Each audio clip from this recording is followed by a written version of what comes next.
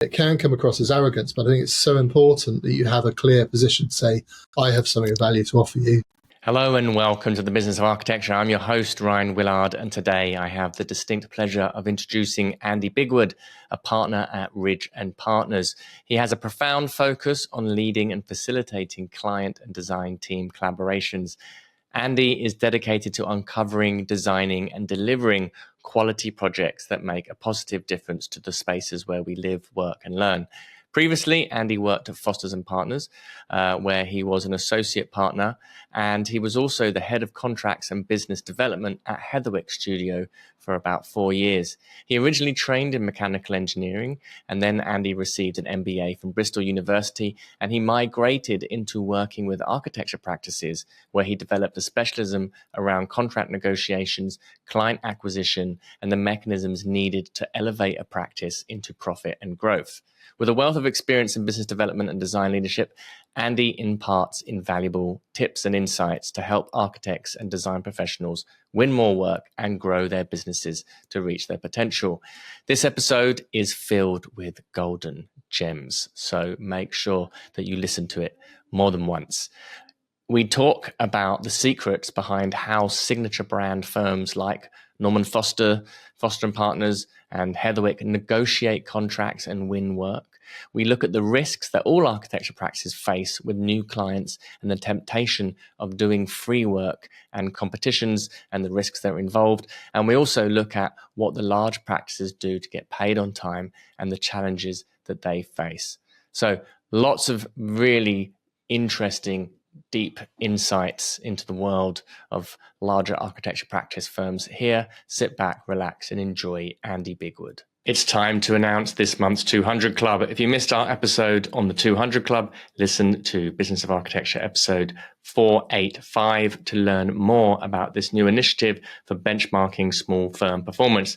So big congratulations to Drew and Justine Tyndall, Kimberly Dokes, Daniela Aspana, and Newan Ranasingh, Mark Elster, Charles Scram, Irini Adams, Chris Brandon, Brad Hubble, Marina Rubina, Yogesh Mistry, Andrea Nemechek, Denise Burkett and Jos Bende, Chris Rawlings, Jorge Catran, Lina Bola, Judy and Larry Apel, Kelly Morgan, David and Kristen Ware, and George Aguirres. Great job to everyone who's made it into the 200 Club this month. Keep up the fantastic work. This podcast is produced by Business of Architecture, a leading business consultancy for architects and design professionals. This episode is sponsored by Smart Practice, Business of Architecture's flagship program to help you structure your firm for freedom, fulfillment, and financial profit.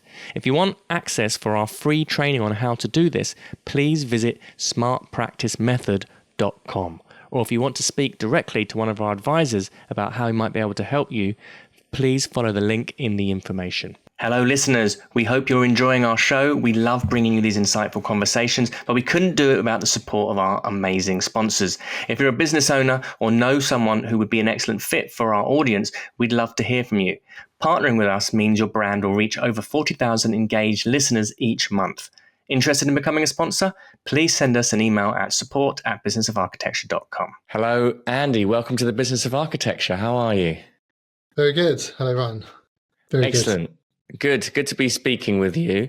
Now, you've had a very interesting career. You were previously a associate partner at Foster's and Partner, and more recently, you are one of the partners at Ridge & Partners, and have developed a very interesting career specialism, practice strategy, development, design management, and actually very active in client acquisition and helping and making sure that the business is actually winning work. So perhaps we can talk a little bit about Ridge & Partners and your current role there and how you got to be in the position that you're in. Sure. No, it's great to talk to you more. And so I've been at Ridge & Partners for about a year and a half now, just over that, I think. So I joined after spending some time at Foster's, where I was there for 2 years. Previous to that, I did actually spend about 5 years at Heatherwick Studio as well, heading up their head of business development. and the commercial team. And previous to that, it was about 8 years at Foster's. So over 20 years in this area of architecture with some quite signature practices, clearly. The interesting thing at Ridge was Ridge itself is now just in the AJ 100 this year has got to position 38. Last year was at 62. So it's been getting up the rankings. And that's been fascinating just to see how that progress has happened in the last year. Ridge has got over 1,100 people. It's a multidisciplinary practice. So with project managers, engineers, architects. And that in itself was an interesting, rather than a solely architecture focused practice. And I came across to Ridge. I'm based in London. Someone I worked with at Foster's came across, and there was an opportunity to build a London team. And there's a wider team of architects across the practice, which is 130 now. So it's a big practice of architects as well as the multidisciplinary. And the real challenge and the interesting bit for me was growing a London team, focusing on design, focusing on really high quality work, and gaining all the nuggets and information from previous practices like Foster's and Heatherwick, and also having it as arguably a non-signature practice and what the different challenges are there and differences compared to a highly branded, something like a Foster's, which is very well known over the last 50 years, 45 years, and has built that profile. So, yeah. So very interesting in your background. Obviously, you're not a architect in the traditional sense, that you've worked intimately in architecture practices for the majority of your career. You've got a degree in, is it mechanical engineering? That's correct. And yes. And real estate and finance as well, or economics? That's right, yeah. And that was not a degree, it was a short course at LSE. And, right. But just trying to get awareness about. Gotcha. Okay. And so the position that you've been doing in Foster's Partners Heatherwick's, can you talk a little bit about what you were helping these practices do? How would you describe what your role was? So very much, largely at Foster's, it was a project management role. So, and focusing on business development, commercial and contract negotiation, and also setting the projects up. So a lot of focus at the front end, winning the work, negotiating, and also building the right team for the specific opportunity, and making sure that the project was set up as best it could be to deliver and protect the architecture teams, but also engineering teams, because it was often a multidisciplinary offer. Now, whether that was leading by Foster's with a sub-consultant of a big engineering firm like WSP, for example. So it was making sure the different facets of the business side in terms of fees, contracts, terms and programs, and the delivery was set up in the best possible way so the architect team was protected. And also, once the contract was signed, leading into design management, so leading and working with the client teams and the architect teams to make sure there was enough, the whole project was set up properly and there was the right degree of client decision making. If there was issues, sorting out additional fees, sorting out changes of briefs, things like that, which I think what's interesting, it does span and scale, from the smallest practice to the largest practice. It's the same formula of tools and systems to protect the firm. There's obviously different people involved, different stakeholders, different locations. I think that was a fascinating thing at Foster's and Heatherwick. You were dealing with all sorts of cultures globally. So it was could be Japan, could be over in Tokyo one day, and then the next day it was Google in Mountain View. So there's a whole breadth of clients. But I think distilling it down, there's the same tools to get through to get a safe contract sorted out with the right fee levels, and also making sure you've got the right protections in place. Sorry. I was going to say, what sorts of things are you doing to ensure the safety of a contract? What kinds of mistakes would be kind of very serious for these practices to make, and also how do you make sure that the fees are correct. We kind of assume with practices like Heatherwick's or Foster's, that, like you're saying, their signature name practices, one would expect the clients are kind of approaching them and that they're able to charge a kind of premium on their fees comparatively to other practices. I don't know whether that's the truth, but that's what the outside perspective is often. I think it depends on the situation and the market, and it does vary. I think it's fair to say there's you definitely have a stronger hand if you've got a strong brand and the client wants to work with you. But there's, most of these large scale signature sort of big cultural projects are won through competitions, and often you have to put a lot of skin in the game to start off with, which I think is one of the things I'm fascinated by, how that's set up. And architects do get a raw deal often at the start, where they have to do a lot of free work. They have to which is easier for people with deeper pockets like these more successful firms, which is harder for smaller firms, clearly, who don't have that and don't have. So I think, and the more and more you see, these firms do have, if you're in a competition situation, the terms of procurement are set out from the start, and they're quite difficult. You just have to maybe have a bigger war chest, in a sense, to put some money in to invest in these competitions. But then behind the scenes, you can talk to people and try and build different streams of reputation in the area, in the geography, to help.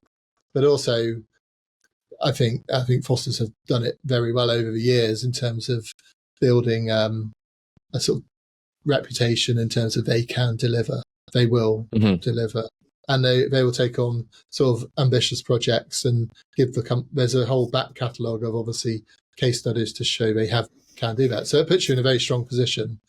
I think in terms of, the detail in terms of terms and conditions, I think fundamentally you're trying to secure payment and make sure you do get the best payment terms possible. Now, whether that's an upfront advance payment. Now, as I say, in a competition situation, you can't always do that. You have to just try and win the competition.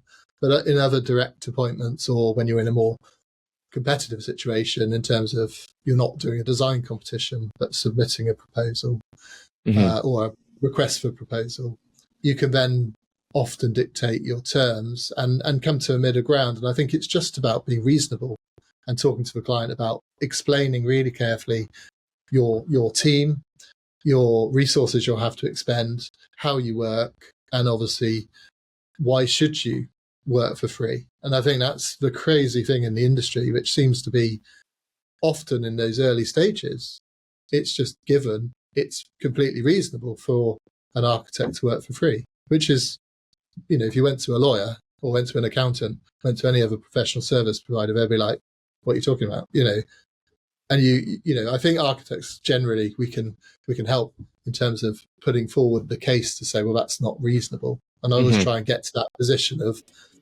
and I think it comes back to also building a really strong relationship with the client and the client's team, and mapping out who the key decision makers are, who the, not roadblocks, but who the people you have to get in front of and what their process is. So I think even before putting a proposal on, it's sort of backing up and just thinking, well, okay, what's the process of client sign off?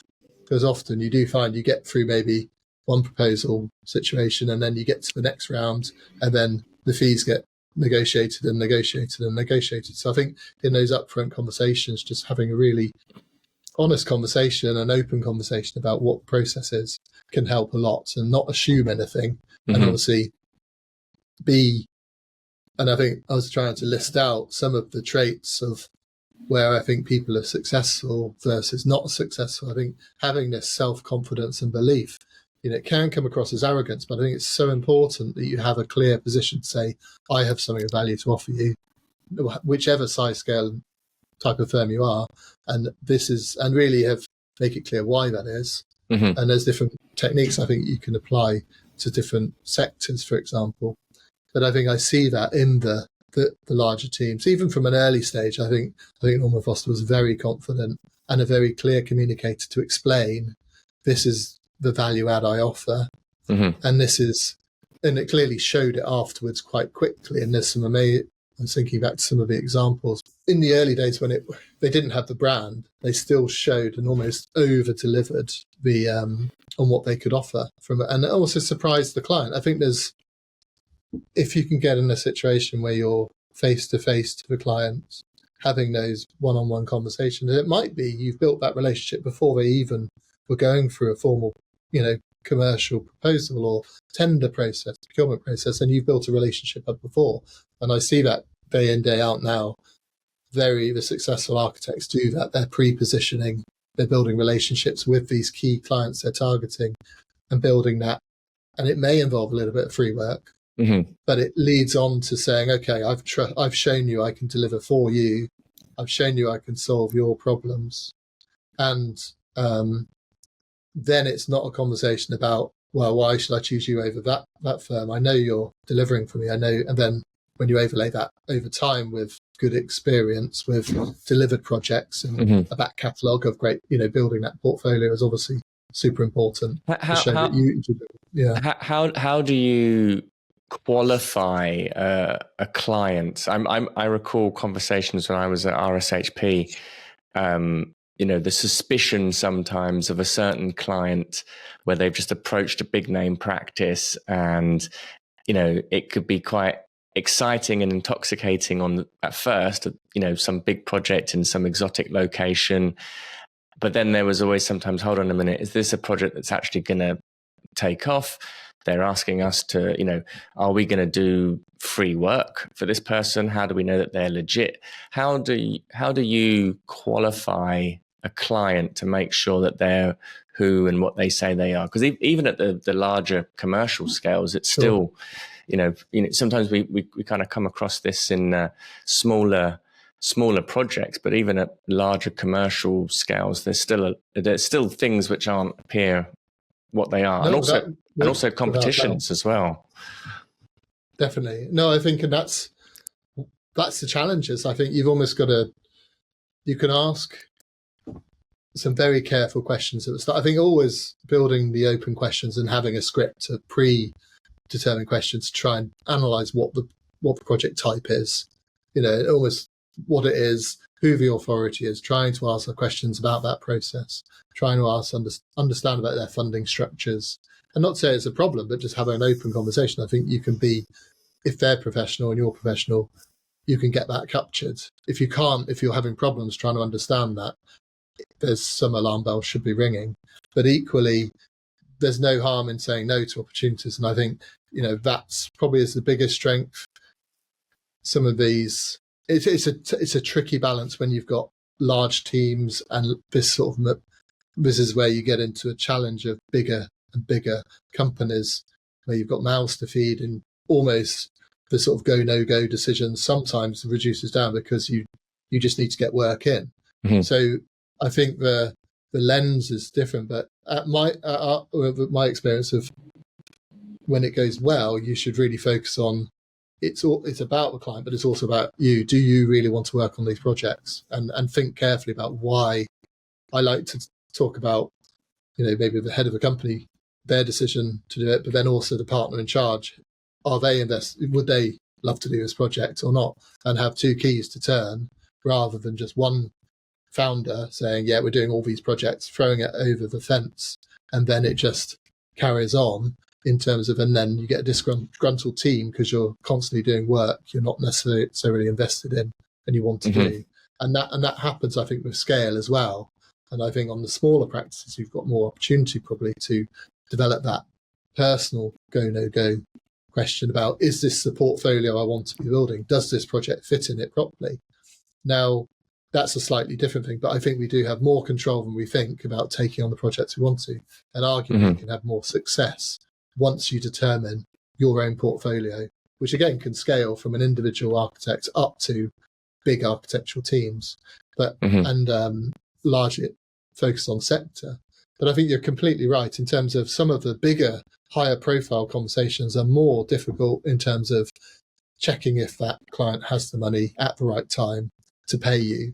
And fundamentally, you need to do some tests like that. Maybe you can limit your risk by saying, we'll do a start.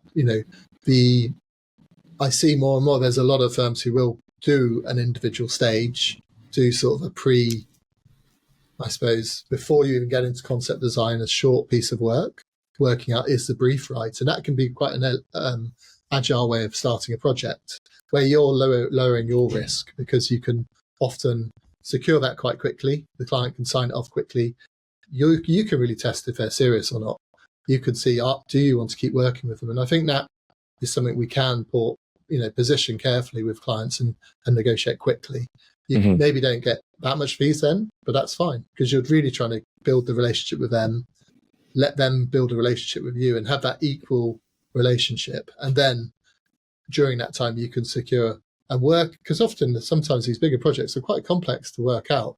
So durations, the actual stakeholder sign-off process, the planning process, what sort of sustainability targets are you going to focus on? And there's a lot of education in those early stages, I think, and educating the client.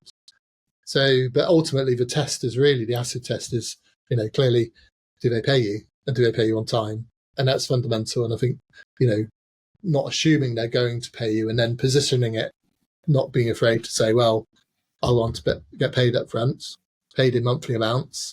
And then obviously maybe it needs to be a success fee if there's certain things which are restricted on the client's funding releases.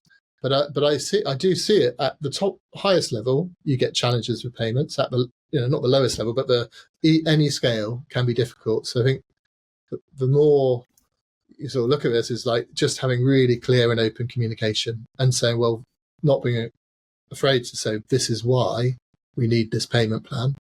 And often you do get into resourcing requirements, and once clients understand that, I think there's clarity. But you're trying to de-risk this a lot of the time for the client, who doesn't always know, that he's coming often to you as the expert or the team of experts delivering this quite technical, risky service. And I think that's a fascinating thing, when you're always putting yourself in the client's sort of chair and thinking about, well, what's he up against? How can you make him look good, and that individual, and then the client look good? And often, if there is a problem with their funding, they might, often can happen with developers. So you have an honest and open conversation about that, and just say, well, you need to pay us, but let's work out a proper payment plan. And then so limiting your risks on testing if they're serious or not. Yeah. But I think as soon as you go down the line, and it clearly happens with developers a lot, we're not going to pay you until you get planning, or we'll pay you on a success fee structure, which is all risk on the architecture team, which is clearly quite challenging. But it may be worth it for the right opportunity, and I think that's where. Well, that's where it's at, don't you? Yeah, that's where it becomes interesting, because obviously, getting paid on a success fee for, we have a lot of clients at Business of Architecture where, it doesn't work if the developer is suddenly imposing this time frame on you when you hadn't agreed it up front. But if there's a negotiation up front where an architect says, okay, I'll take the risk of getting paid after planning approvals, but in order for me to take that risk, then there's got to be a healthy bonus or uplift in my fees as a result. Okay, great. Well, then now the architect can choose to share in the risk and get rewarded for it, as opposed to just being forced to take on risk. You make an agreement for a certain amount of fees, and then what's your reward for taking on risk? Is, well, you get paid what you said you agreed on, but it's just 6 months late. And that doesn't work. Completely. And completely. And I think, again, having that open conversation and being curious about how that client or whoever's running the funding model in a development situation, how that's going to work. And trying to get an equal balance of risk and return. I think it's one of the games, isn't it, of this? I think for me, I look at it, let's try it as a bit of a puzzle. Let's work out how you can get the best deal for you and them. And then there's a way forward potentially, but you do have to say no sometimes and say, this isn't going to work out, and move on quickly. And that's probably in that, like I said, design, in the go, no-go situation, saying no is more important than saying yes, actually, and knowing when you do say no and when the red lines are. What kinds of questions would you be asking, let's say, a developer client about their funding model and what sorts of answers would be giving, what sorts of things, what questions would you be asking, and what kinds of things would you be looking out for that could be potential red flags that might mean payment might be hindered, or you might be taking on a bit more risk than you anticipated?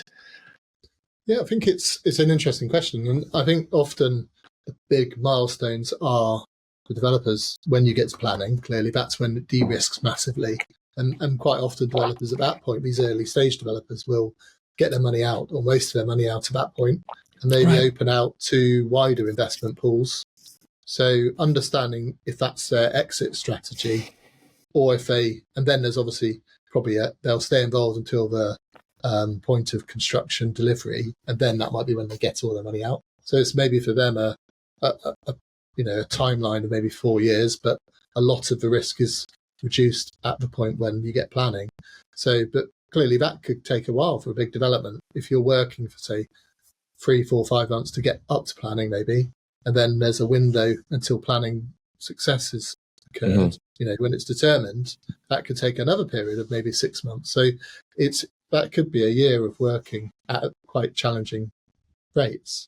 But again, we shouldn't go in lightly. We should really just think about those risks and then be realistic about it. Is it right for us? Can we support that process if you don't get planning, and what happens then, and think about the worst case scenario. But then if there's an upside, so often it's, let's cover maybe the costs of a team, still try and secure that, and try and be realistic. And this is where I think having external planning consultants can be really useful to map out in that location so it's an independent sort of verification of the program. It's not the client's best case, we're going to get planning in 6 months, or it's not yours saying, well, I need all this time to do the design. It's a sort of independent, and then you be realistic. But the upside to the developer is clearly a lot more often than the architect, and once they get that value, they could sell it after planning. And then I think those are the questions which are quite important, and they may not tell you, but you can look from their previous, do a bit of research behind the scenes. What do they typically do to their developments? Do they hold it? And some will, but often I think in those early stages, once they get planning, or once they get a bit later on, they will bring in pension fund investors or bigger scale investors who will be there for the longer term, and that'll be their investment timeline. And I think it's not a problem if that current developer wants to get out. I suppose it's just making sure once you understand that and you've mapped it through, make sure then it works for you financially. And it's and even, as I say, the worst case scenario, if you don't get planning, are you okay with that situation?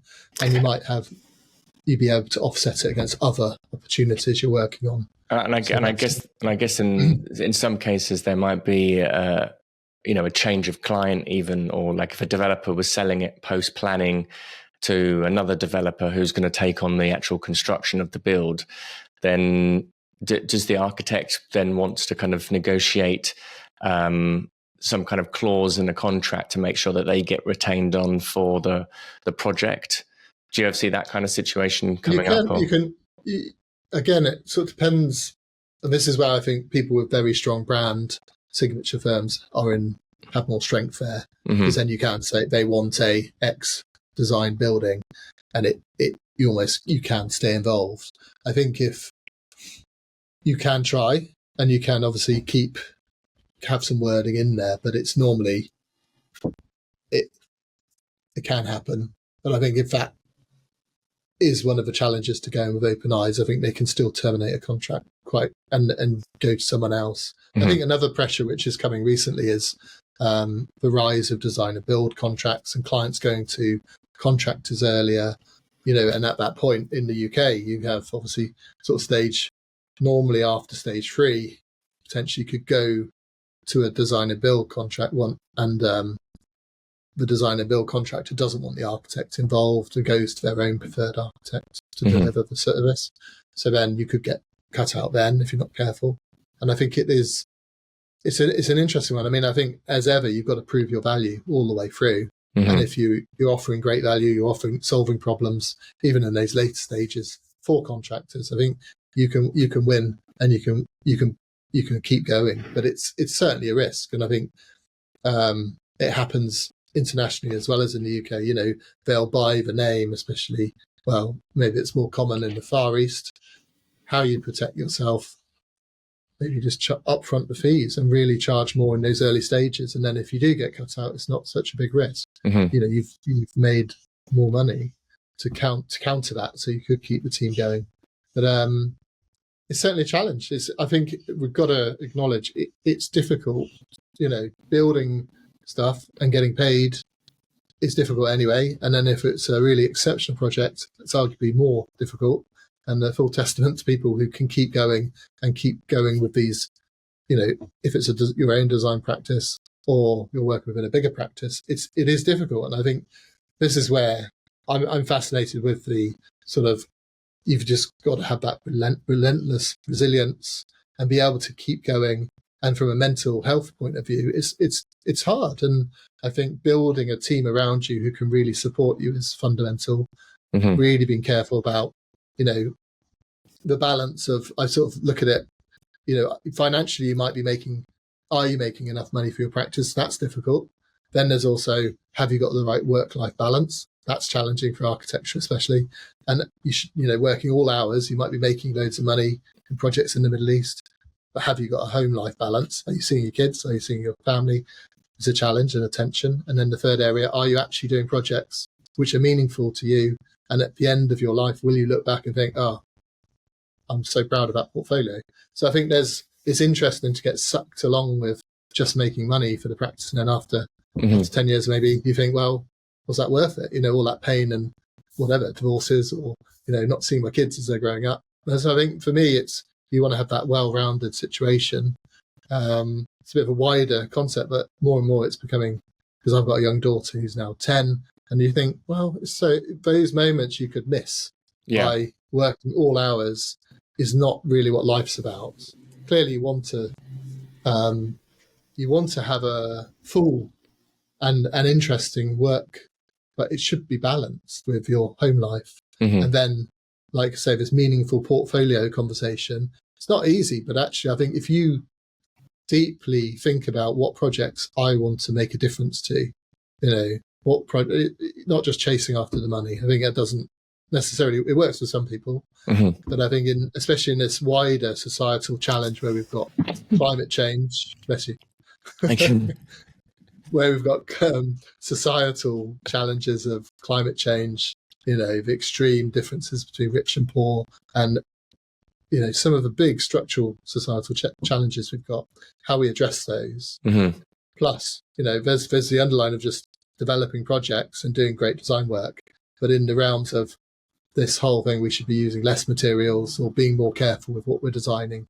It sort of really focuses your mind on what is the right portfolio of projects moving forward. And I think having time to actually think about that, and really then trying to watch your personal health about not burning out, and then building a team to share the responsibilities is so important. And then you might survive for a few years, but actually you need to have that great team around you for longevity and to keep smashing, you know, and delivering and doing all the great stuff which you can. And I think after a while, burnout becomes, you know, if you're not careful, just happens, and it's so sad. Whereas if you can set up the practice at the start to really, you know, look after yourself, and, you know, we're not gonna win every job we go for. So then it's like, how do we process mentally, you know, not feel too bad about not winning, but thinking about all the benefits there.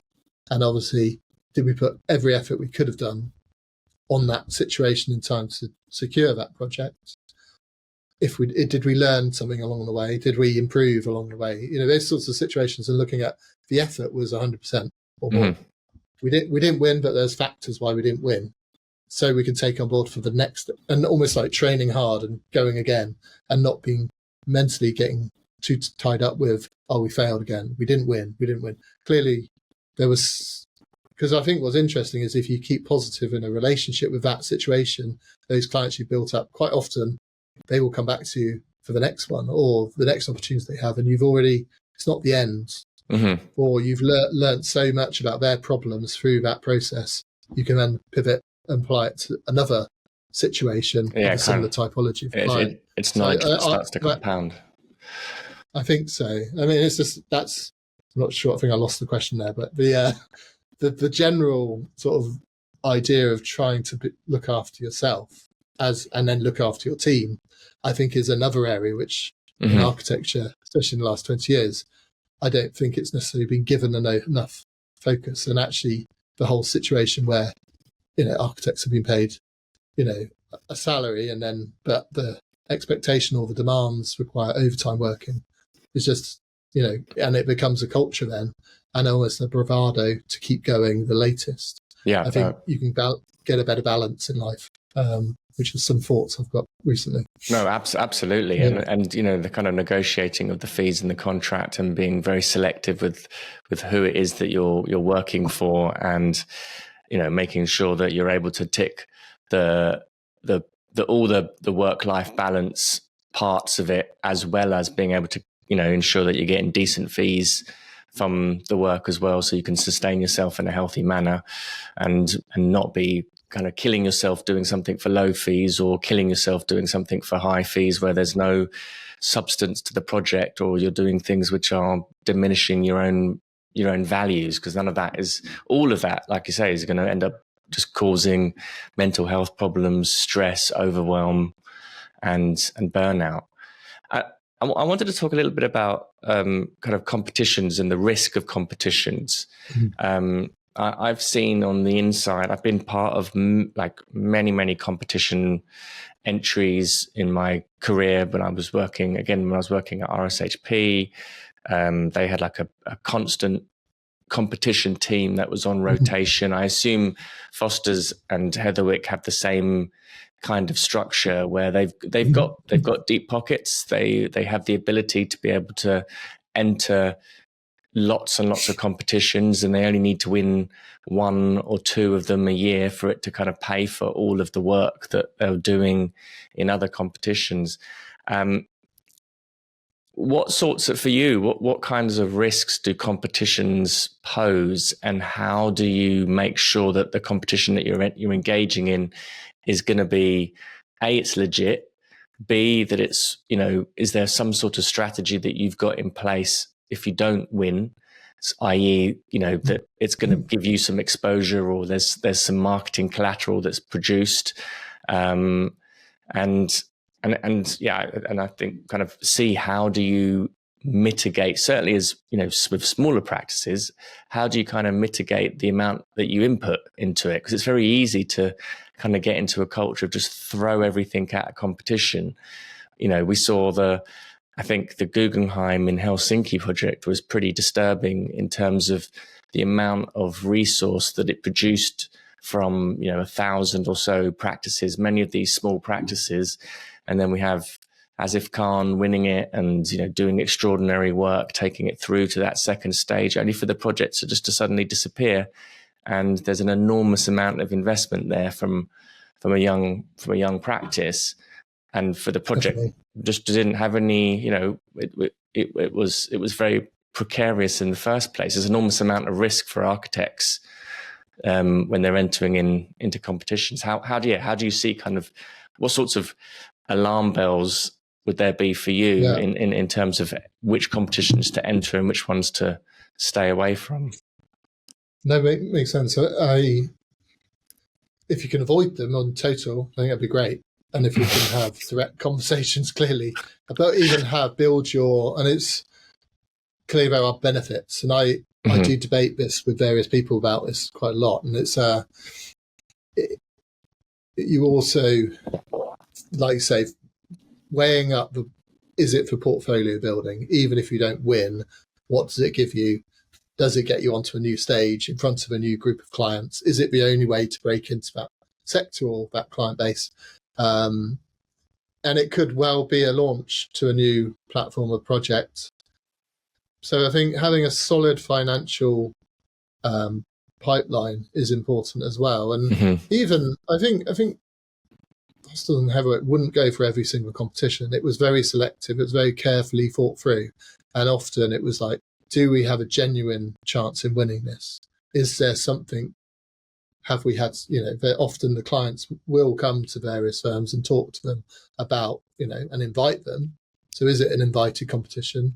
And weigh up the numbers. You see, like those examples, or there was one I saw in Cambridge for the Civic Centre the other day, or earlier last year, which we turned down, which had something like 120 people going to the site visit. And it's like, okay, there's 120 people. There must be, the element of just risk, or probability is you're not going to get selected because it's not worth it. There's one for the British Museum out at the moment, which again, and there's an interiors at the V&A, which all amazing projects, but you do have to sort of think, well, there's loads of great design firms out there.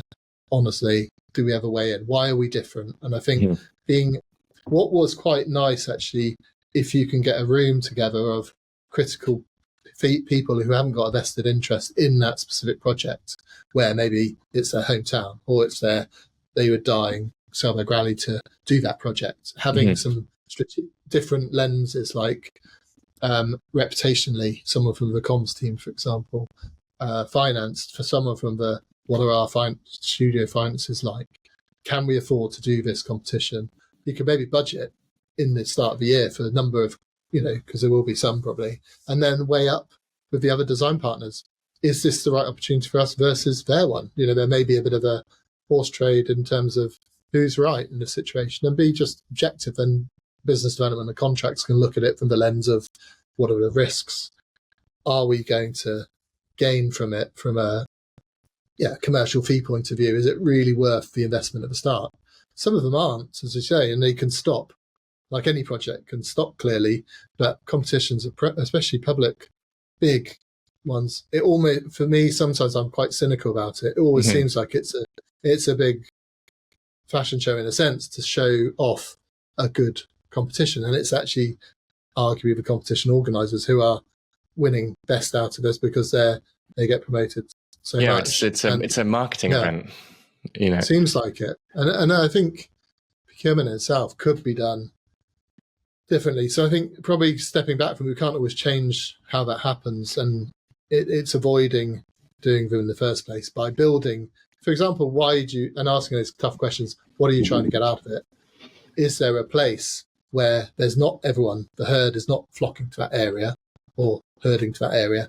Is there areas, say if you're working in higher education, or if it's some other maybe big cultural project, there is, everyone wants to do big museums, say. Maybe there's other projects which you get more satisfaction out of and they're less busy. I think and maybe go to build a reputation in those sectors. I think for like Heatherwick, even Foster's, in the early days, they didn't chase after those types of projects. Foster's especially were quite industrial. They were stuff which other people weren't doing. Yeah. The big, and actually they forged this whole new lens of architecture. And I think that's what's quite interesting, is when we break down out of all of the built environment, how much are actually, designed by architects. There's quite a lot which aren't. And you can probably make a lot more headway in doing small changes to large sheds keep popping up all over the UK. And you're like, some of them are soulless industrial estates. And surely that would be a lot more, enjoyable to try and make a small difference to that space compared to a luxury art museum, where you think, well, okay, it's nice, but is that really where I want to be working? Similarly with, the different sectors, I think where are the gaps is probably a big place to look, and not go to where everyone else is going. And actually you can have much more exciting conversations with people in those situations, because there aren't these organised competitions. That's a really interesting point that you bring up. Yeah, obviously Foster's were, and same with RSHP and Grimshaw, and Hopkins. They were doing these sort of unusual industrial buildings that other architects weren't interested in. Completely. And that's where they were using their kind of, using it as an area to experiment, and were building out a reputation. That's a very interesting thought there. Well, I think so. And some of touching on how you make those spaces more human friendly, people centric, doesn't have to be the whole site either. I mean, that's what's interesting. You could have large production spaces, but maybe there's some more people-focused areas. But I suppose it also comes back to what are you doing it for as well? Why are you bidding for those competitions? And actually, I find personally it's much more enjoyable actually building relationships and networking and growing relationships in other events, where it depends what you're focusing in on. But there's so many problems which people need help with. Like I say, at this stage, higher education is going through lots of challenges. There's some big university campuses which are doing amazing work, but they've got challenges with occupancy, student numbers going down, space. They've got too many buildings. They need to consolidate. They need to think about new ways of learning and teaching with the home working. There's sort of sector-specific focus, and there's loads of opportunities, and there's a really healthy community of people where they're wanting to make positive change in terms of sustainability, lowering energy usage, making big changes. I think you can be more proactive and go out and meet people and actually have that in mind. Equally, obviously, let's say transportation or ports, areas where ports are really challenging at the moment. They're very typically industrial. They don't have to be.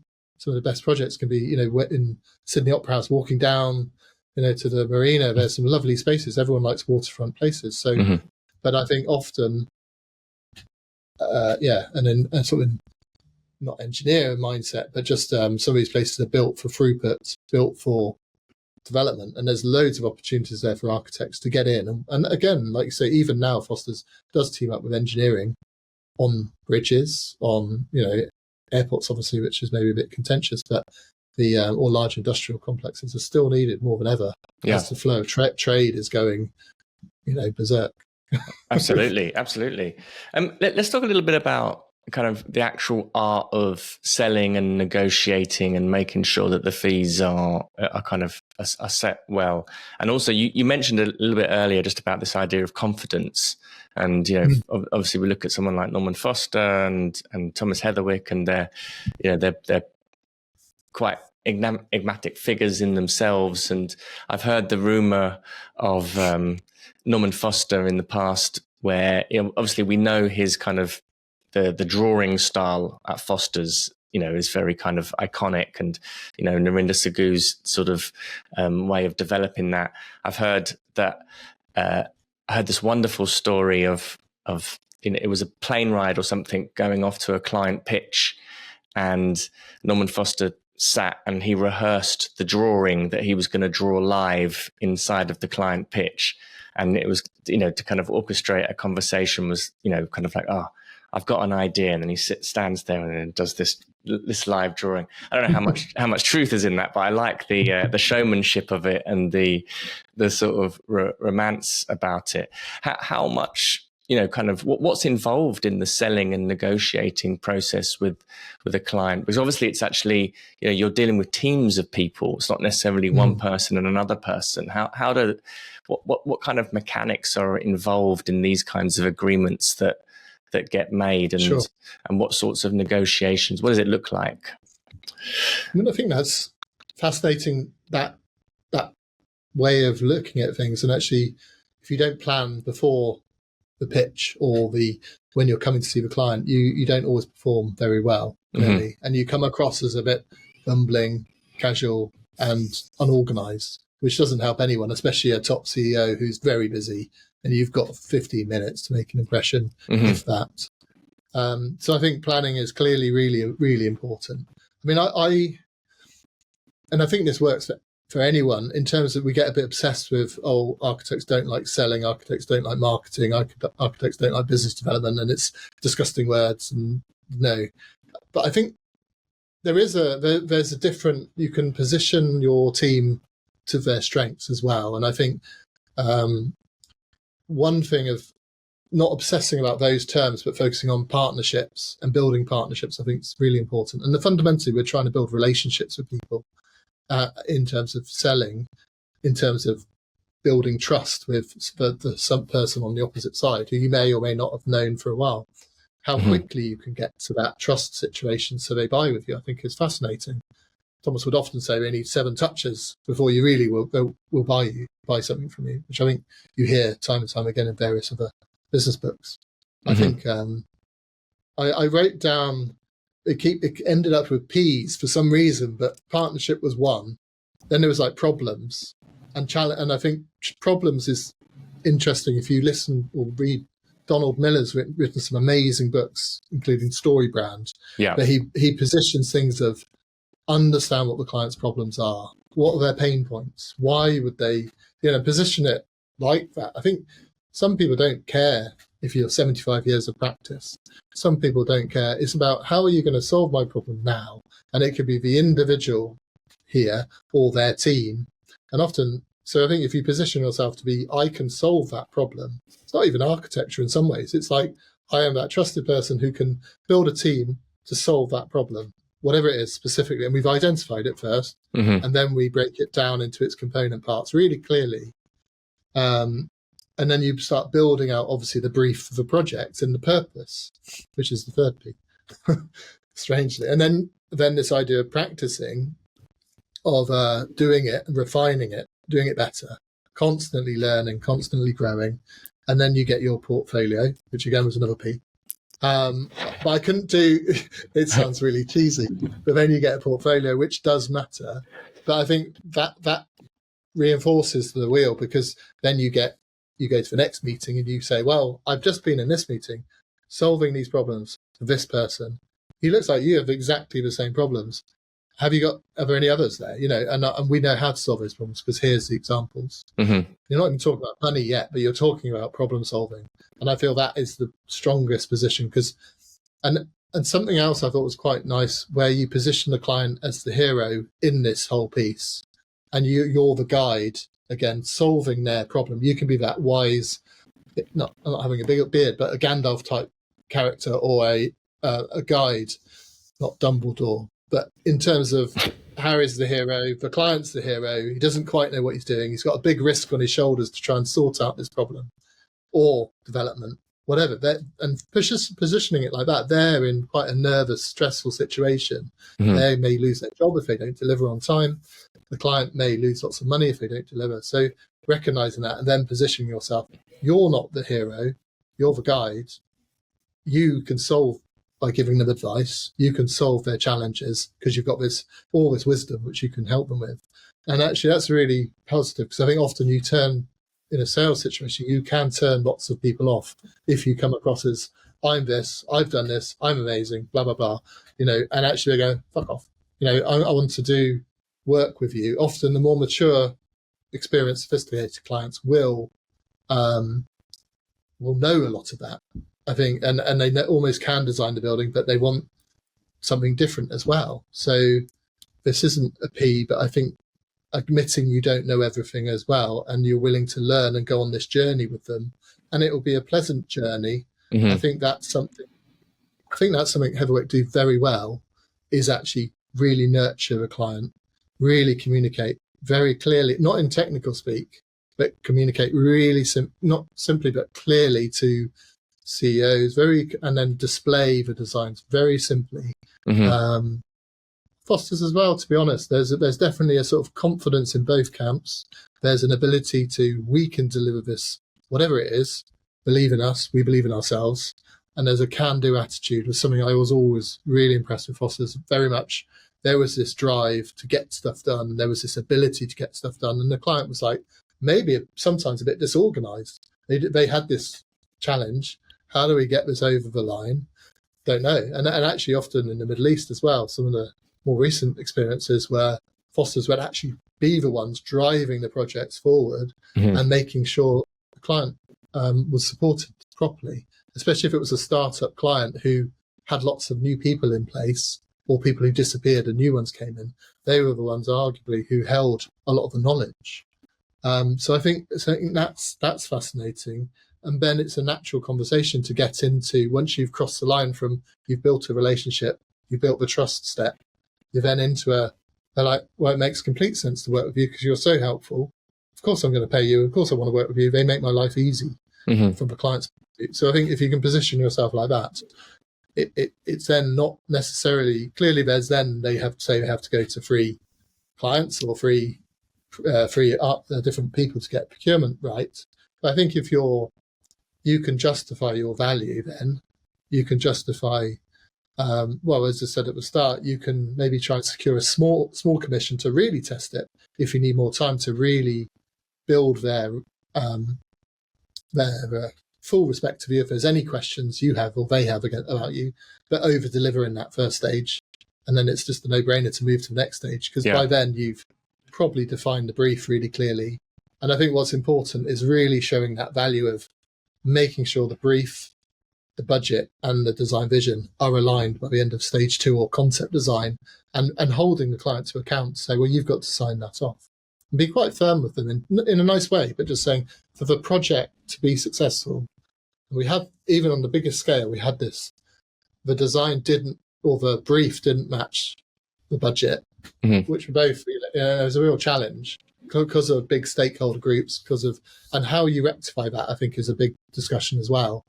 And then the design vision will be what it will be, but that's a product in some ways of what they want in the building, what they want, how much money they have. And you need to not square, but get the triangle to work together and be aligned. And then you can obviously move more into the production stages and delivery and get all the other team members involved, building the engineering complexity, making sure it's costed and driven. But I think, so that would be my approach, I think. And then, just assessing if they're on the same journey, because some clients aren't. And I think they want just something good enough. And is that enough? And then there's always constraints with budget, sometimes very strict. So being realistic about that, getting that cost consultant involved quickly, early, sense checking if their budget's realistic, because often it can not be. The client did the budget 3 years ago, things have changed, we've gone up with the market changes, or it was just done badly. And that can cause huge stress on the projects, and the project fails, not for your problem or the architect's hard work, it's because it hasn't been set up properly. And I think all those questions, again, you can be a guide in that sense and saying, well, this budget's not realistic. And I think two roles which work well is where you have this, either a project manager or design manager role, and then the design architect working side by side. And I see that can work quite nicely, where the design leader partner can drive the design forward, keep a positive relationship. The partner who's a sort of a design manager or project manager can push forward on the more commercial side, the project management stuff, the wider team issues, like why aren't the engineers appointed? Why isn't the cost consultant on board? Why haven't you signed off these decisions? We've got all this information we need sorted out, we're waiting for, and that's holding us up. And how you can keep that sort of more process project management steps going, and then the architect can stay positive, have a really positive discussion with the client. You're still the same team, but you can split out the meetings, and often you have the client side, you can have someone sign off the design vision, someone sign off the budget, and then someone delivering it, and then so you can mark different teams quite so well like that. So interesting. So is that, like, you're dealing with multi-headed client teams here, and actually, your own team internally is kind of split up and to different parts, dealing with different parts of the client at that scale. That's right. With your work now at Ridge and Partners, and you mentioned at the beginning of the podcast, some of the, you're taking a different approach here, because it's you don't have the same signature brand as Foster's or Heatherwick, or it's not like a lead, it's not Starchitect. What sorts of approaches have you found that are different that you're using at Ridge and Partners, and that that are more kind of innovative, if you like? I think it's been a fascinating experience, because you can almost rewind to when Foster's first started, when they didn't have a brand, when they didn't have a name, and just think, well, and track back to those projects. But over delivering and doing them, almost you come back to basics. You strip out the brand, you strip out that, you just focus on what makes a good project for that specific situation, and do the best work you can. And I think that is where often there's a bit of a gap, because you can surprise the clients as well by over delivering, showing them something they weren't expecting.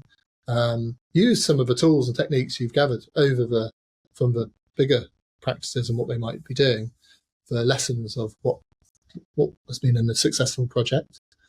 And but I think it comes down to also just being realistic that the budgets may be lower, the fees may be lower, but actually you can still deliver great projects. And that piece I said about, with breaking the project up, it seems to be quite common into small steps and almost starting. And often, especially in the team in London, we're building a portfolio of work, and it's how that works. And Richard in certain sectors has a really well-developed name, such as in motorsport and various other areas. Right. So there's certain projects, science and technology as well as higher education. So you can dip into those experiences. And I think it's a different offer in many cases, because you're not just focusing on design, you are focusing on delivery as well. And it's not the right for every client, but you can show awareness to this multi-headed, multidisciplinary approach and offer, in a way, a slightly different offer to people, because it's not just focused on design, but it's saying, well, you'll get a really well-designed project, but it will be well project managed. It will also consider sustainability. It will consider all the specialisms, because they could be talked to bring into this project. So it's, again, I think it's de-risking the projects for clients. So, but then at the end of the day, if you can show some really nice projects as well, that's great. And I think that's what's coming through now. And time again, with having clients saying those projects and those designs are really, really great. And they look good, they deliver the brief, and they're hitting the budget. So it's almost a win-win. It's not really, it's an interesting challenge. You've got to work within the constraints of the project, and arguably those are better design challenges sometimes than an unlimited budget. And I think the focus, I wouldn't say it's easy. It's definitely been difficult, because you haven't got a constant stream of projects coming down. And I think that's something where Heatherwick and the Fosters are. There's a lot more work coming down the pipeline, but it's also satisfying by you're trying to generate the work, you're trying to build the relationships, and you're actually having some ways more authentic conversations, because or more rewarding conversations, because you've created that opportunity, and then when you are delivering, it's a more personal situation. But I think still the tools and the approach is exactly the same, really, in terms of really defining your value, and like we touched on just now, how you go through that process, which is something which is fascinating.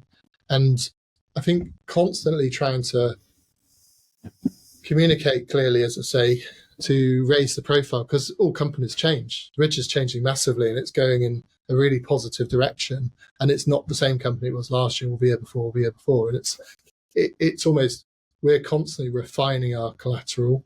We're looking at different approaches, learning and what's working, what's successful, what isn't successful.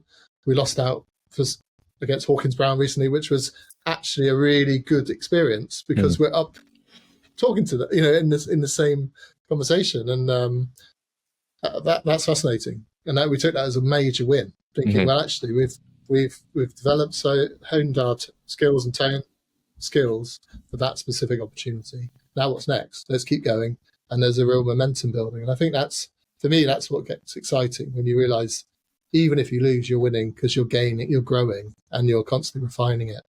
I think what's been exciting for me as well is it's building this really exciting young team, especially in the London office. We've I think it's 16 people at the moment, which is quite good. There's some people who've come across from Foster's, actually, so there's a common understanding of the design approach. But then there's younger architects and associates who are coming up, assistants, and there's focusing on that. What can we do as a startup practice in a larger practice is quite exciting, and the different challenges you face. And I've really enjoyed just helping the younger architects progress through as well, and learn and grow, and the sort of sharing knowledge from, like we've talked about today, and then thinking, well, what's right for us isn't right for a Foster's, but there's lots of things at Foster's which wasn't necessary. If we had full control, would we have done it like that? Maybe not. So there's an autonomy, in a sense, to the work we're doing now, which I think is really liberating and exciting in that sense. Especially, you feel more you've got more investment in the process, if that makes sense. And you're not a small cog in a big wheel. You're you can help the machine work in different ways. But as I said at the start, I think it's not easy. I think the climate at the moment is difficult. The competition is very high. You've got to always have built this resilience to keep going and not get too emotionally attached if you fail, because failing, you're obviously learning, first attempts and learning and all that. And I think it's, building that resilience. That what we were focusing on last year was building the portfolio out. That's really helped us now when we're moving to the next year. And I think there's now a really positive momentum going. And then that looking out, as I said at the start, of the mental health of the team and making sure they're not burning too hot and they are taking breaks. And when pressure's coming on, they're getting support. I think that side of the team dynamic is really important, that you can, because you can't do everything clearly, and how you split up the roles between you and do business development, but also delivery. And there's a partner I work with, Simon Mason, came across from Foster's. He largely leads the design process and the quality, and then I'm more on business development and the commercial. So it's quite a balanced team. And as I said, that sort of project management, design management piece. So there's a balance there. And then under us, we've got a big sort of good support team of 3 senior associates who are very good, very capable design, but also really fascinated in winning more work and learning. And then there's another sort of layer. So it's quite well structured, even though it's quite a small team. And I think we've got quite a lot of resilience now already. Yeah. Amazing. I think that's probably a good place for us to conclude the conversation there. I can see we've, I was just lost. I lost track of time there. I was enjoying just listening. Absolutely brilliant, Andy. Really. So I really appreciate your time today and sharing. And sharing those insights and your expertise. There's still loads more that I want to ask. So maybe we'll have another one of these at a later date. But thank you so much for your time today. That was really, really insightful. No problem. Enjoyed it. It was great. And that's a wrap. And one more thing, if you haven't already, please do head on over to iTunes or Spotify and leave us a review. We'd love to read your name out here on the show, and we'd love to get your feedback, and we'd love to hear what it is that you'd like to see more of and what you love about the show already. This episode is sponsored by Smart Practice, Business of Architecture's flagship program to help you structure your firm for freedom, fulfillment, and financial profit. If you want access for our free training on how to do this, please visit smartpracticemethod.com. Or if you want to speak directly to one of our advisors about how we might be able to help you, please follow the link in the information. Hello, listeners. We hope you're enjoying our show. We love bringing you these insightful conversations, but we couldn't do it without the support of our amazing sponsors. If you're a business owner or know someone who would be an excellent fit for our audience, we'd love to hear from you. Partnering with us means your brand will reach over 40,000 engaged listeners each month. Interested in becoming a sponsor? Please send us an email at support@businessofarchitecture.com. The views expressed on this show by my guests do not represent those of the host, and I make no representation, promise, guarantee, pledge, warranty, contract bond, or commitment except to help you be unstoppable.